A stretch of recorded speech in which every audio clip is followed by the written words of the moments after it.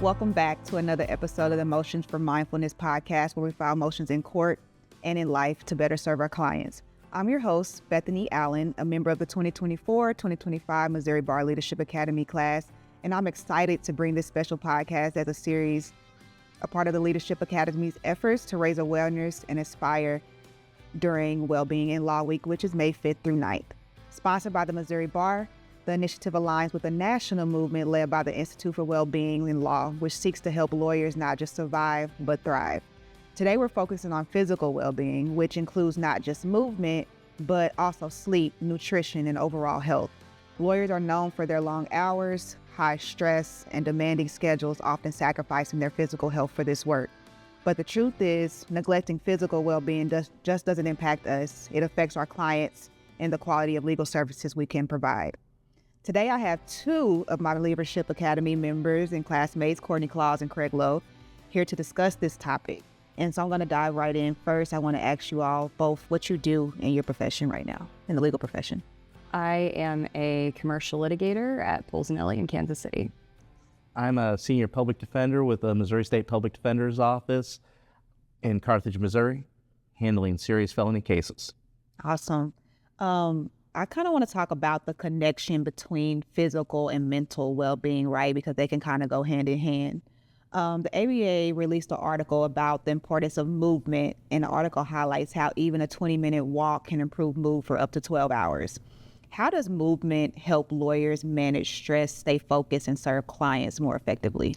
You know, sometimes I find when I'm looking at like a 30-page brief for several hours at a time, the most helpful thing for me to do is to get up, stop my timer, go on a walk, come back, and I'm thinking twice as fast. I'm able to perform for the client more efficiently. I'm able to do more work in less time, all because I'm getting up and I'm hitting that reset button when I go for a walk and I come back, even though it's counterintuitive because you step away from your work.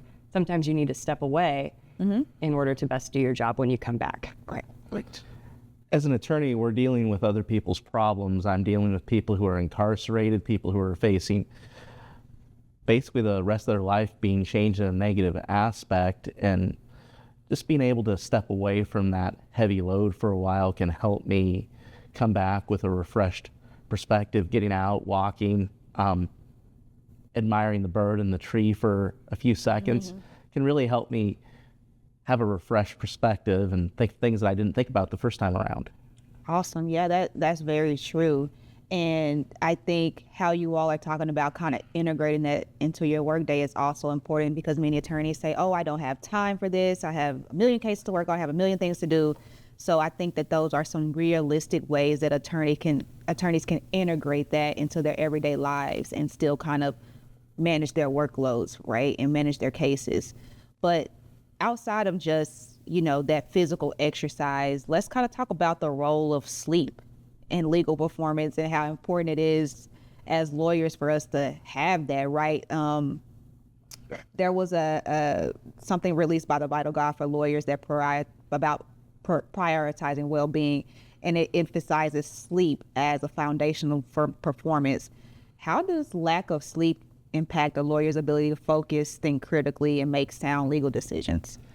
I'm so glad we're talking about this, because sometimes it almost seems like the less sleep you get is almost like a badge of honor for how hard you're working. Not just in general, but in law school, I know we all were like excited to talk about our all-nighters. Not really, but we wore them as a badge of honor. But the reality is, if you're not getting enough sleep, you're not able to think clearly when you show up to work the next day. You're not able to give the best service that you can give to your clients when you're sitting in front of your computer and you can't think straight, because all you can think about is, I can't wait to get home. I can't wait to take a nap.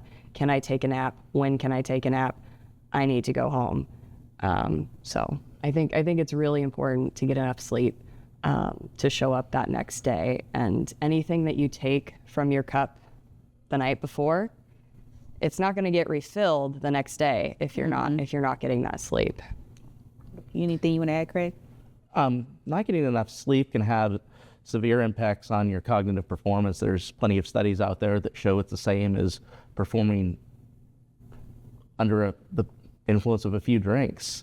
I think just realizing that I've had many times getting ready for a big hearing, getting ready for a trial where I'm starting to burn the midnight oil, and then just making it a point that I'm not going to do a good job the next day if I don't have adequate sleep, and just having hard deadlines set that I'm just going to drop everything and get to sleep. Otherwise, I'm not going to be able to perform at a satisfactory level the next day. Yeah, and we want to be able to do that, right? I think about kind of what you said about in law school. It was kind of like a badge of honor. Yeah. When I was 25 in law school, I could stay up all night, study, go take a final at 8 a.m., a breeze. But now in my 30s, it looks a little bit different, pulling those all-nighters, working on things for a long amount of time without getting that sleep. And sometimes it's not even just sleep, right? It's just that mental moment. And it kind of takes stress out of your body, because sleep deprivation specifically is linked to higher stress levels, increased risk of mistakes, right? And we don't want to make mistakes as often as we can when dealing with clients and working in the legal profession. You know, mistakes can be deadly at certain times as far as turning stuff in on time. Courts have very strict deadlines, things of that nature. So we want to be on our toes as best as we can, but kind of switching gears from the sleep and other physical aspects, let's talk a little bit about nutrition and how that impacts our cognitive functions and our energy. Nutrition often takes a back seat for busy attorneys. It can lead to skipped meals, excess caffeine, or unhealthy fast food. So how does poor eating habits affect concentration, mood, and endurance throughout long work days for lawyers? With me, I find that if I have something that's very carb heavy in the beginning of the day, that midway through the morning, I just crash, and my cognitive ability and ability to advocate for my clients just drastically declines. I always try to make it a point when I have breakfast to have a balanced meal, to have something to carry me through, because oftentimes in my line of work, my mornings are when I'm at court and doing some very heavy mental lifting, and just make sure I've properly prepared by fueling myself appropriately for that. I think a lot of firms have that like vending machine of soda, or sometimes even firms offer soda for free, and it's easy to think that that's enough to sustain you throughout the day, but it's not. And I think sometimes it's easy to forget when you're working on something and it's hard to focus on the brief you're writing or on the notes that you're taking or the meeting, that sometimes all you need is a quick snack, just like a quick granola bar or some nuts or something high in protein. And then suddenly you are like way more alert than you were at the beginning. Yeah. And when you said a quick snack, I think it's important for you, like it was important for you to emphasize what snack, because for me, a snack could be M&Ms, it could be, you know, something that's unhealthy, and it's quick to grab those things because they're so easily accessible. It's almost like you have to take that extra step to seek out those better options to help you perform better mentally to serve, you know? Yeah. And one thing that I've done in my practice is always make sure that my desk is stocked with good options. Like I always have a bag of cashews in there. I always have a bag of dried fruit in there, just so I have something healthy at hand that isn't just going to give me a sugar rush and then crash.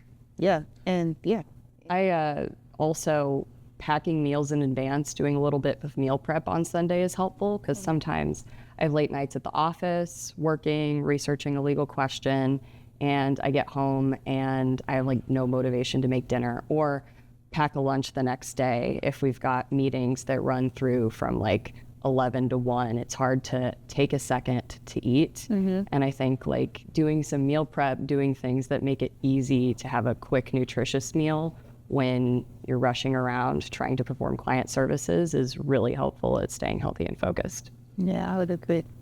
Yeah, so I really appreciate you all joining us. I did want to ask a little bit about well-being in Law Week, which is May 5th through 9th. You all are kind of spearheading the physical day for well-being in Law Week. Could you give us like a little preview of what you all have in store for that?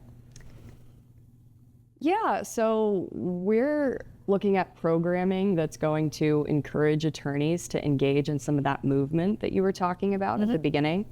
Maybe taking some time to get up from their desk and move around so that when they come back, their mind gets that nice fresh reset. We're also looking at some programming that's going to focus on nutrition and exercise as well for the purpose of better serving clients. Awesome. Well, we want to thank everybody for joining another episode for Motion for Mindfulness. Remember that physical well-being is more than just feeling good. It's about being at our best for our clients, making sound decisions and sustaining long and successful careers. Sleep, nutrition, movement, and overall health aren't just luxury. They're a necessity for our legal community. If you're in a journey struggling with exhaustion, stress, or lack of movement, start small. Whether it's drinking more water, standing up between cases, or prioritizing extra hours of sleep, these small changes can lead to major improvement in both well-being and legal performance. And remember that Well-Being in Law Week is May 5th through the 9th.